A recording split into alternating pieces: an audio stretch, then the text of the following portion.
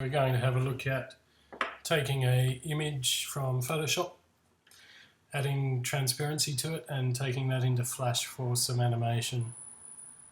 So we have this picture here that we're going to use. The first thing that I'd want to look at is the size of the image. So we'll go to Image, Image Size, and drop this down to pixels. The reason I want to look at this is because most of the stuff you're going to do in Flash, we're doing to fit on screens, and screens have set resolutions which you can look up, but they range from 800 by 600 pixels for a smaller, like a laptop screen, older laptops, up to about 2000 for newer screens. So this image is 3000 pixels wide, which is way too big to really logistically take into Flash and animate. So we're going to bring it right down first. I'm going to bring it down to about 500 pixels by 750 tall. That's still quite big, but certainly a more realistic size. If you work to a screen width, full HD screen, for instance, is 1280 pixels, so that's going to take up about half the screen.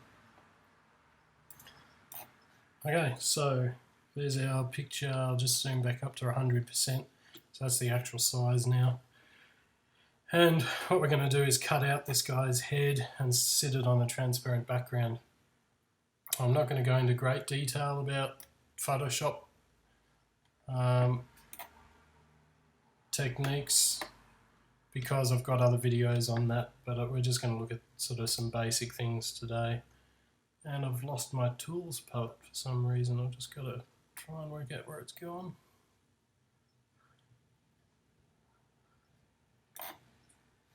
Okay, so I'm going to use the polygonal lasso tool, this one here. So click and hold, drop down to polygonal lasso. And I'm just going to click around this guy. So I've got videos online about layer masking techniques. That's another way that we could cut this person out if we wanted a better cut. As you can see, the polygonal lasso cuts out everything in straight lines. If you wanted a nicer edge, you could look at the layer masking videos that I've got just for the cutting out technique, but this will do for now. So I'm just going to click around.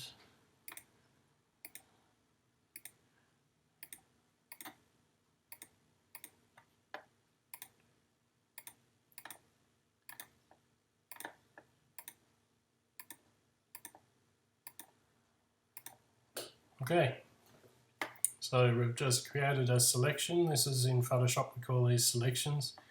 They're dotted, looks like little ants walking around. We're going to go Edit Copy and then put this in a new image. So File, New.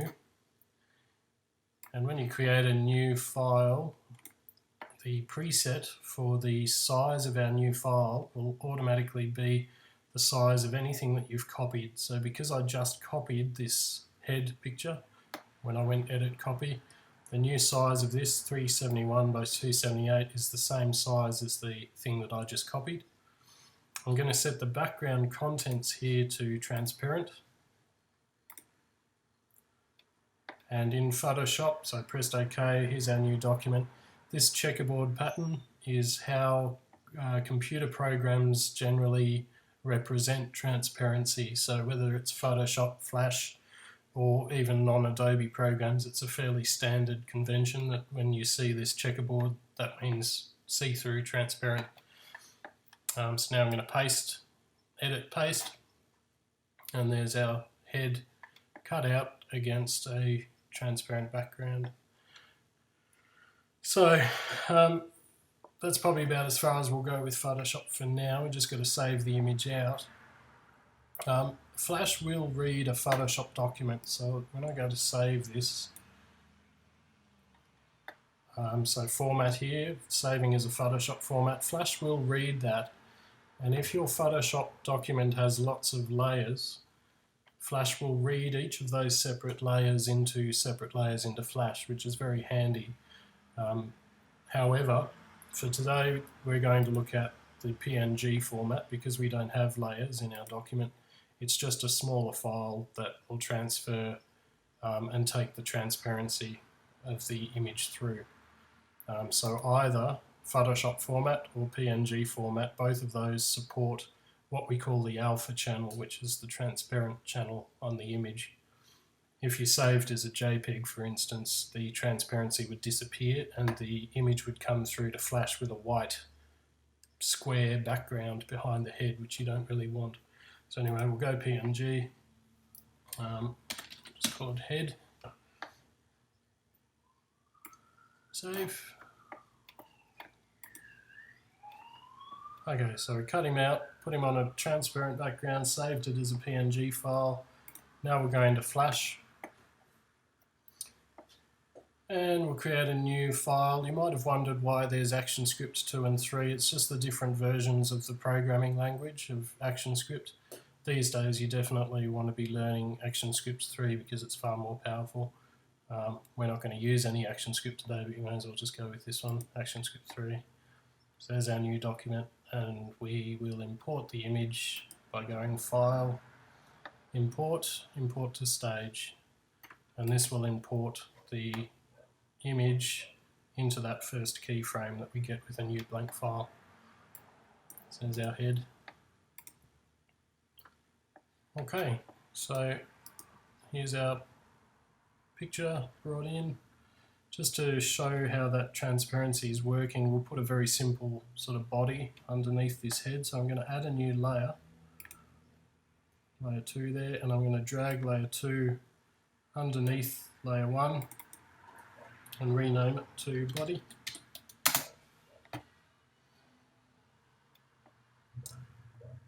Then on this body layer, just very simple, I'm going to grab the brush tool and we'll get a black brush, make it a bit bigger. I'll just paint in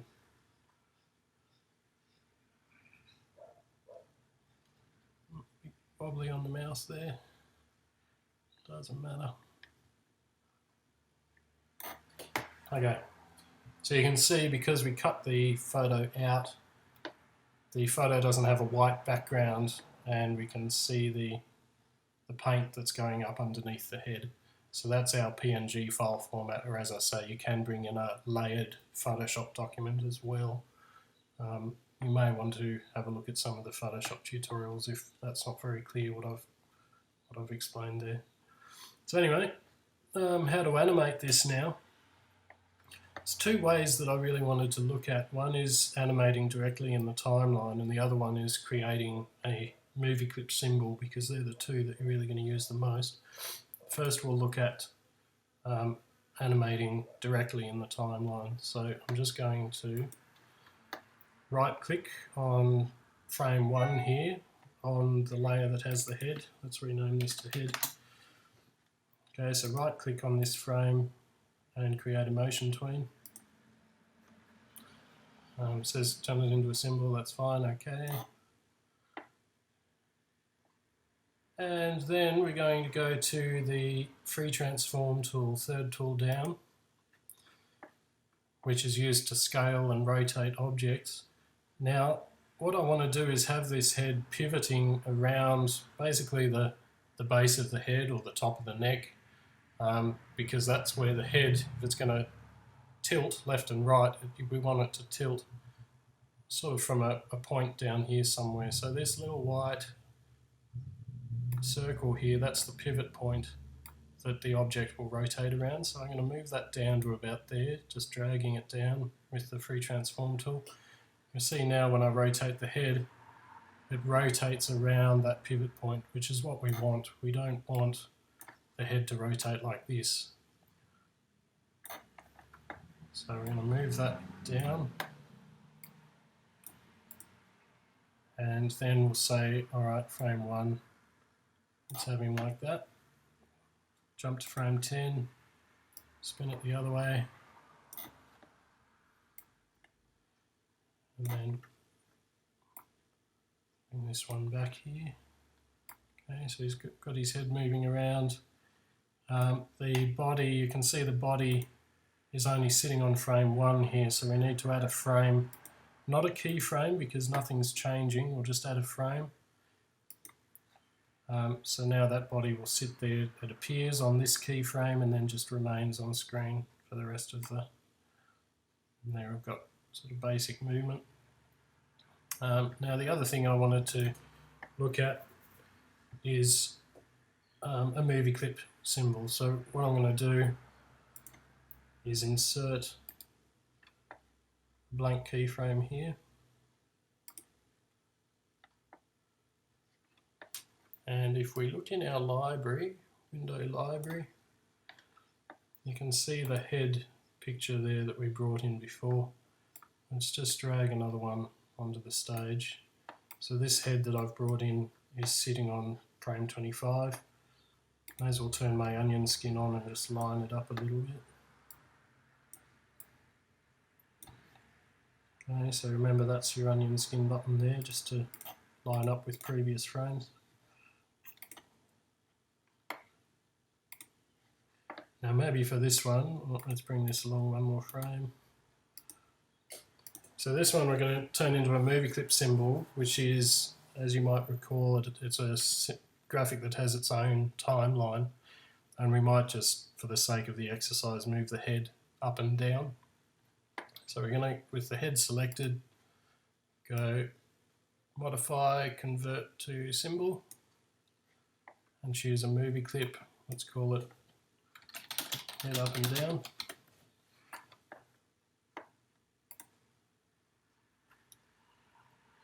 And then if we double click now with the selection tool, you can see we've gone into the symbol, we've gone out of our scene, into the symbol, our timeline has disappeared and we're now faced with the timeline just for the head symbol. So we can sit there, sit here now, create a motion tween, and this is just an animation that's getting applied to this individual movie clip symbol. And we'll just make it very simple. Move it up a few frames. I'm using the arrow keys to move it. Can of course drag it. So there we've got the head bouncing up and down. Let's go back to scene 1. Alright, so currently if I test my movie, we see the left and right movement, but we don't really see the up and down movement because the movie clip symbol is only really sitting here for one frame. So 2 ways we can get around that, and I'll show you them both. One is to extend the amount of frames this movie clip symbol stays on this page. So let's insert a frame up here, bring our body through. Okay, and you notice as I scrub along here it doesn't move. The head's not moving up and down, even though we know this symbol is the head moving up and down, because movie clip symbols only work when we test our movie, publish the movie. So we go test, and up and down, left and right, up and down.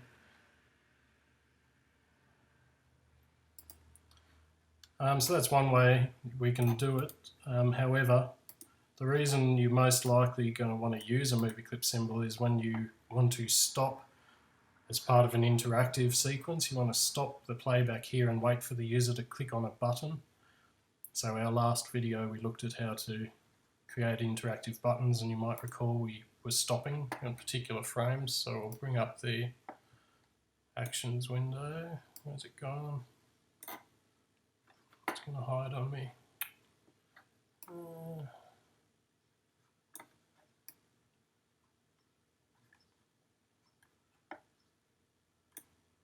See if I can get it back. It's gone onto the other monitor. Here we go. Okay, so I'm just going to, we'll add a layer for our actions. I'll set a keyframe here to put the action on. And the action is simply a stop. Stop at this point. Test our movie. Now the head moves left and right, and then it's just going to sit there bopping up and down into infinity because it's waiting now for something to send it away from this frame that it's been told to stop at. So here's where you put a button on screen that says click here to make his head pop, or click here to go to another page, whatever you want to do at this point with the animation. So anyway, we'll leave it at that. I think for now, if you have any questions, let me know.